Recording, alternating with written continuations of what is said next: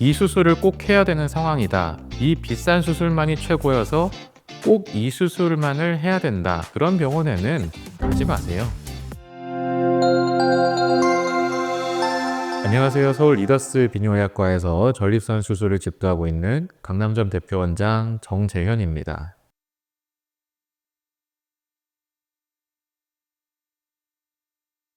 아마도 전립선 비대증 수술에 관심 있는 분이라면 어떤 수술을 받아야 할지도 고민이지만 어디서 받아야 할지도 고민이실 거예요. 그래서 이번 시간에는 전립선 비대증 수술은 어떤 병원에서 받는 게 좋은지에 대한 제 개인적인 생각을 말씀드려 보겠습니다. 꼭 저희 병원만 최고라던가 특정 병원의 전문의한테 받으라고 하는 그런 내용은 아닙니다. 오랜 시간 전립선 비대증 치료를 주로 해온 비뇨기과 전문의인 제 개인적인 의견인 점 참고하고 보시면 좋겠습니다.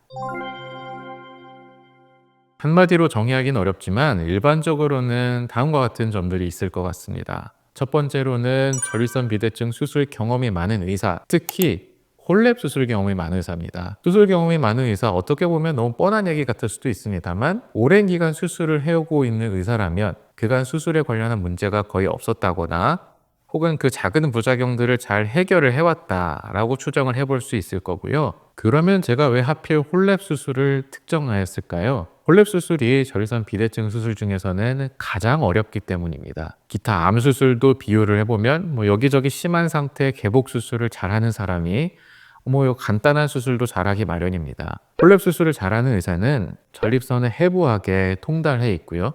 다른 어떠한 전립선 비대증 수술도 잘 해낼 가능성이 아주 높습니다. 홀랩은 범용성이 아주 높은 수술인데 무슨 말이냐면 어떠한 전립선에서도 적용이 가능하고 다른 수술 후에 생긴 문제도 홀랩으로 근본적인 해결이 가능하거든요. 홀랩이 가능한 의사를 찾는 게 첫 번째 답이 될 것 같습니다. 두 번째로 여러 가지 수술 옵션이 가능한 병원 또는 의사입니다. 전립선 비대증은 암이 아니고 생명이 죽고 사는 문제가 아니고요. 배뇨 기능과 삶의 질에 관련한 질환입니다. 환자 상태, 전립선 상태에 따라서 적합한 수술 방법이 달라질 수가 있다는 얘기죠.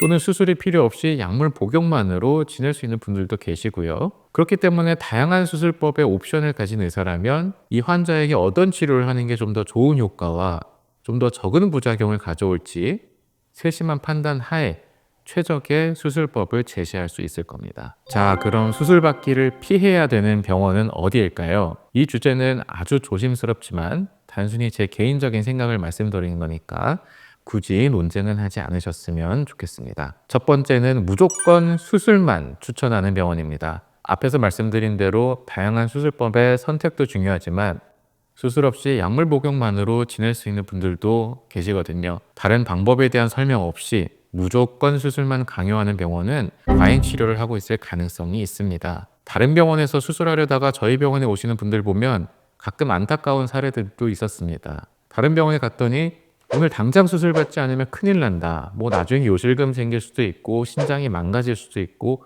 오늘 안 왔으면 큰일 날 뻔했다 라면서 당장 수술대 눕히려고 해서 도망쳐 왔다. 이런 사례들을 여러 번 겪었었는데 앞에서 말씀드렸듯이 전립선 비대증은 죽고 사는 문제가 아닙니다. 오늘 이 순간 당장의 응급수술은 없습니다. 심지어 비대증의 최악의 상황이 요폐가 생긴 경우도 소변줄을 차는 게 우선이지 당장 응급수술을 오늘 바로 해야 되는 건 아니거든요. 두 번째는 한 가지 수술만 추천하는 곳입니다. 다른 병원 다녀온 환자분들 얘기 들어보면 이런 사례들이 종종 있는데요. 이 시술이 비싼 이유는 최고로 좋기 때문이다.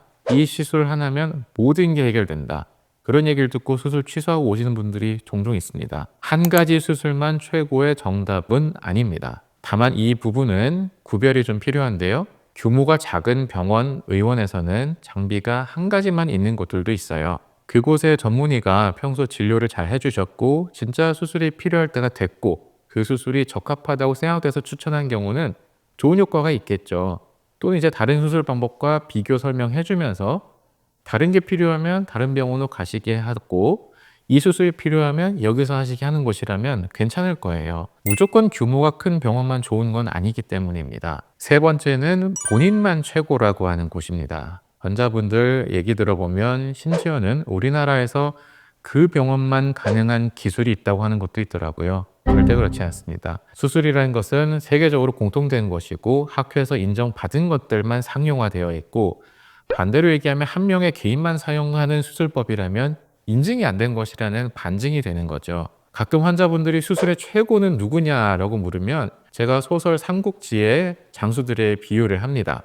무슨 말이냐면 관우, 장비, 조자룡 중에 싸워서 누가 이길까요? 삼국지 보신 분들은 아시겠지만 답이 없습니다. 어느 궤도에 오르면 경지에 오른 전문가가 되고 거기에서 실력의 차이는 아주 미세해집니다. 환자한테 차이점을 주는 전문가라면 아마 조금 더 세심하게 진료하고 환자 입장에서 세심하게 수술을 결정을 하고 집도를 하는 의사일 겁니다. 관우, 장비는 아무한테나 칼끝을 겨누지는 않잖아요. 저는 목이 짧고 굵으니까 생김대로 말하자면 장비라고 해야 될 것 같습니다. 병원에서 전문의가 나를 위해서 세심하게 진료하고 치료 방법을 상세하게 상담해 준다면 그 방법을 따라갔을 때 다들 좋은 결과를 얻어가실 수 있으리라 생각이 됩니다. 저희 서울 리더스도 늘 최선을 다하겠습니다. 시청해 주셔서 감사합니다.